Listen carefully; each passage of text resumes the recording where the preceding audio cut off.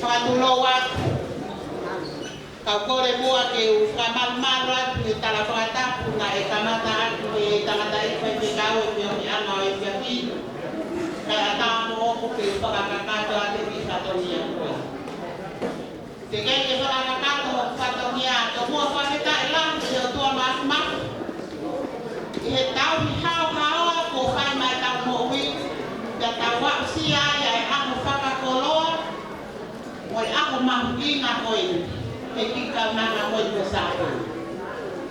Kau tala atu mua whakahoa atu hoku uhinga mo hoku whonga. Ko hoku hingoa, ko inisi, vai toki, tongatong.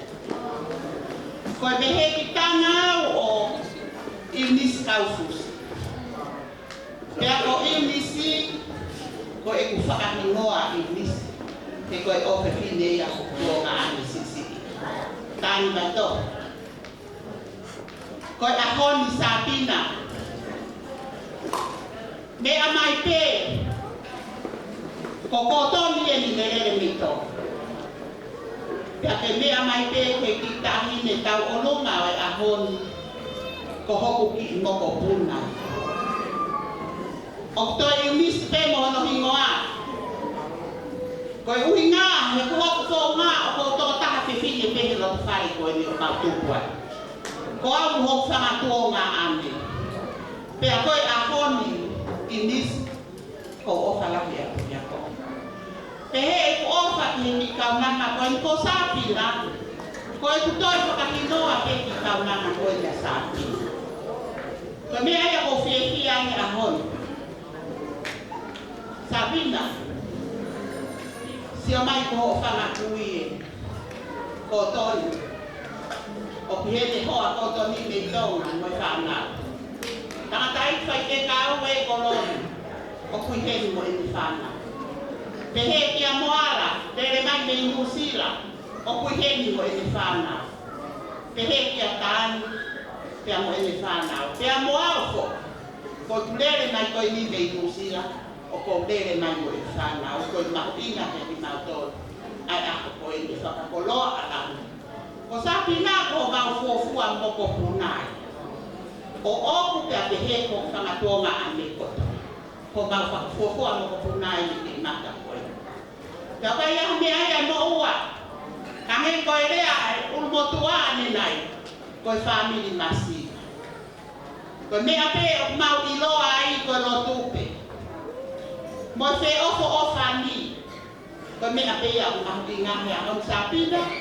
Whatawange pe te hana he o tua mātuna. Tuha tā poati mo o. Mo whanonga te ke whai te māma. Paranga kia sihova, ko ia pe paranga anga. Ko ia pe te te whai o tataki. Whakatonua ko. Te mea kotokotoa pe o māma. Ko ki lai loa kau ko ni loto mo ki lai peta aki ko wharawa mo kumi, wharahirua mo kumi. Awhia ke natu toka wanoa. Tahine i nisi. Ke lawe i peho ka kere tuku ana ko e aku kotu ala wei. Ko lai loa kau ko e mo lai peta aki ko. Ko i kuku pe me aku kotu ala wei.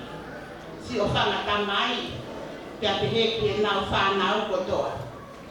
Ko ia pe ia o mau mau ke whakia. Atu pe o whariki atu mo peito. Ke whanonga horo e tahine ko sāpi. Ko ki te ki luku ho whangakui sāpi mo he amon. Ko e tora e tolua. Ko rea tahine sāpi na. Lava ko to'o mai e ki te o inisi. Nala lai si ati ko iloi, ko mea peia ko mao ki ho whanako. Lewe maranga kau tatawa. Kamalo atu ki whakako e nisi. Me te wāwai o te whanakato rea. Taurunga ko ni.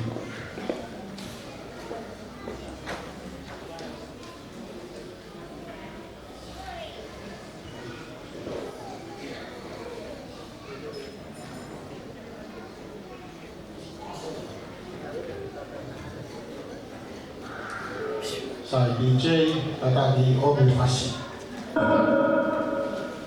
Fu!